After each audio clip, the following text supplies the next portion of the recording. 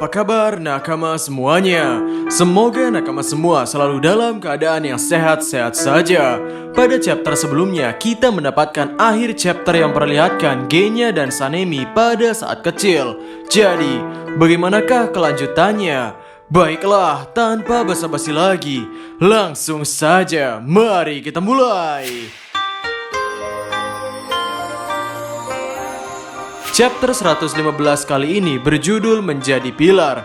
Awal chapter ini langsung memperlihatkan masa lalu Genya. Genya bercerita, "Ibuku memiliki tubuh yang kecil. Aku lebih besar darinya saat aku masih kecil. Dia bekerja dari pagi hingga malam. Aku bahkan tidak pernah melihatnya tidur.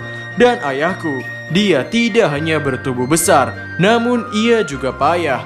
Kenyataan bahwa ia dibenci oleh semua orang dan ditusuk sampai mati tidaklah mengejutkan. Dia sering memukul keluarganya. Tidak hanya ibu, tapi kami juga. Tapi ibuku melindungi kami dari monster itu tanpa keraguan meski dia kecil. Dan aku menganggapnya luar biasa." Selanjutnya terlihat Genya kecil dan beberapa saudaranya sedang mengkhawatirkan ibunya yang belum kunjung pulang meski sudah petang.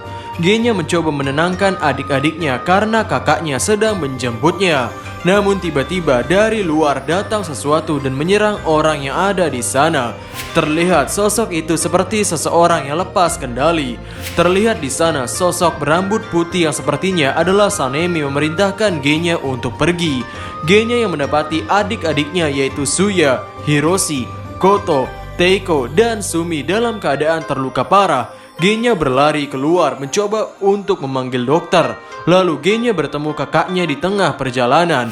Ia melihat kakaknya membawa pisau daging serta ibunya yang sudah tergeletak bersimbah darah. Sontak Genya pun menangisi ibunya dan meneriaki Sanemi, "Pembunuh! Dasar pembunuh! Kenapa kau membunuh ibu?" Lalu panel menceritakan kondisi Genya saat ini yang sedang memikirkan kakaknya. Ia berkata, "Maaf karena mengatakan sesuatu yang kejam. Kakak, aku tahu aku terdengar seperti membuat alasan, tapi aku sedang panik. Tubuh Suya, Hiroshi, Koto, Teiko, dan Sumi dingin. Mereka tidak bersuara. Aku mengira itu adalah serigala. Padahal itu adalah ibu yang menjadi iblis. Kau bertarung untuk melindungi kami. Matahari baru saja terbit ketika aku keluar.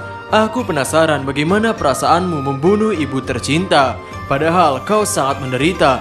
Tapi kau malah dicaci oleh adikmu yang berusaha kau lindungi. Padahal kita sudah berjanji untuk melindungi ibu satu sama lain." Lalu diperlihatkanlah momen ketika Genya dan Sanemi berjanji mulai sekarang mereka akan melindungi ibu dan adik-adiknya setelah ayahnya mati ditikam. Dan ketika Genya berkata, "Tidak hanya mulai dari sekarang, kita sudah merasakannya dari dulu." Ketika mendengar hal itu, Sanemi menunjukkan senyuman di wajahnya. Lalu panel kembali ke masa sekarang. Di sana terlihat Genya yang akan terkena serangan tombak Sekido. Di sini Genya menyesal karena akan mati tanpa bisa meminta maaf kepada Sanemi. Ia mengaku ia tidak memiliki bakat. Ia tidak bisa menggunakan nafas dan tidak bisa menjadi pilar. Genya bekerja keras mencoba menjadi pilar agar ia bisa bertemu dengan pilar-pilar lainnya. Salah satunya adalah kakaknya. Namun kakaknya pernah berkata kepadanya, "Sampah tidak berguna sepertimu bukanlah adikku. Keluarlah dari pemburu iblis." Mengingat hal itu, Genya tidak mengerti kenapa kakaknya mengatakan hal itu padahal ia adalah adiknya. Dan di sana muncul Tanjiro yang menyerang Sekido dengan serangan pedang merahnya yang mengakibatkan tangan Sekido terbakar. Tanjiro minta kepada Genya untuk tidak menyerah. Tanjiro berkata, "Jangan pernah menyerah. Kali ini kau pasti bisa. Akan kulindungi kau. Fokuslah memenggal kepalanya. Bukankah kau akan menjadi pilar? Shina Gusawa Genya." Lalu terlihat dari belakang iblis Aizetsu bersiap untuk menyerang Tanjiro dengan tombaknya. Dan Tanjiro mengira serangan itu mengenainya. Namun yang terjadi adalah Genya menahan serangan-serangan itu yang membuat tangan, tubuh dan kakinya bolong-bolong. Dan di sini Genya berkata, "Aku tidak bisa memenggalnya. Kau saja yang melakukannya. Kuserahkan kehormatan untuk memenggal kali ini saja." Dan Tanjiro pun langsung mengambil ancang-ancang untuk mengayunkan pedang yang membaranya. Dan ayunan pedang Tanjiro tepat mengenai leher iblis kecil itu. Iblis kecil itu pun berteriak kesakitan. Dan tanda yang ada di lidah iblis itu bertuliskan ketakutan. Chapter 105 selesai sampai di sini. Kemudian pada chapter 106 berjudul Kejahatan Murni, ketika Tanjiro sedang kealotan menebas leher iblis kecil itu, dari belakang Tanjiro merasakan ada sosok yang mendekat untuk menyerangnya. Tanjiro merasa bahwa sosok ini berbeda dengan para iblis emosi sebelumnya. Dan di belakang sosok itu, Genya berniat untuk melancarkan tembakan shotgunnya dan meminta kepada Tanjiro untuk mundur. Lalu ketika tembakan Genya itu mengenai sesuatu, tiba-tiba serangan dari dalam tanah berupa pohon dan sosok yang menyerupai monster ular pun terjadi. Di sana Tanjiro diselamatkan oleh Nezuko. Terlihat kaki Nezuko terpotong oleh serangan itu. Namun ia meregenerasi kakinya dengan cepat. Ketika sampai di tanah, Tanjiro melihat sosok musuh itu. Dan sosok itu berkata, "Orang barbar penindas yang lemah, kedengkian, permusuhan, hanya ada kebencian bagi mereka yang diselimuti kejahatan murni."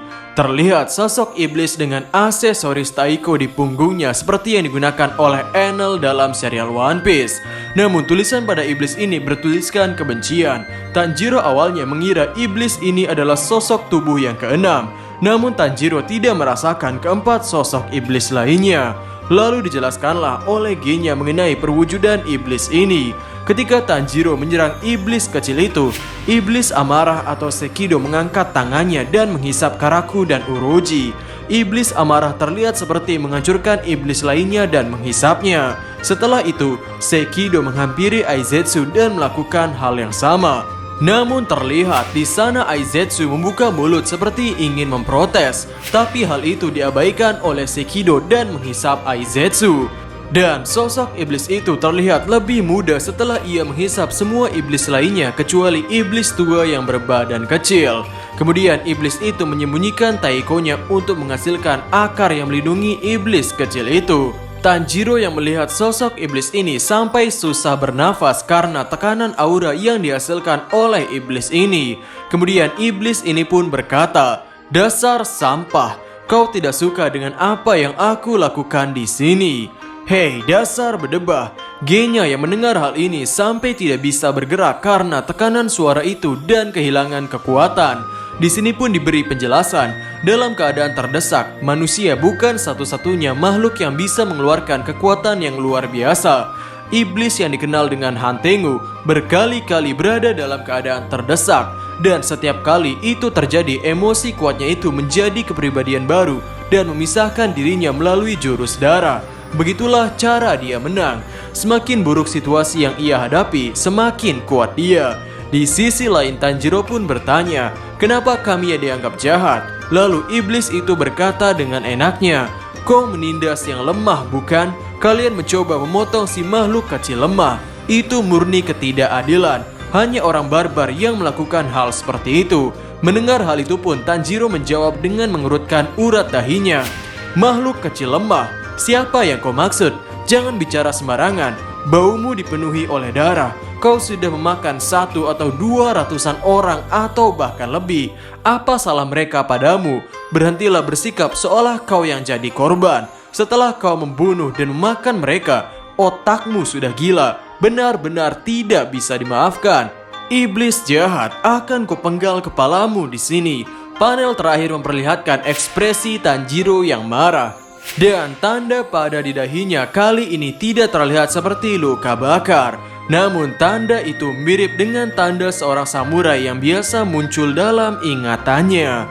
Chapter 116 pun selesai sampai di sini. Hoho, semakin seru saja pertarungan Genya dan Tanjiro dalam melawan iblis bulan atas Hantengu ini.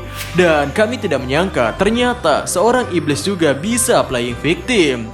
Ya, kira-kira bagaimanakah kelanjutannya? Nantikan di Zona Manga. Jadi, sampai ketemu lagi dan terima kasih banyak.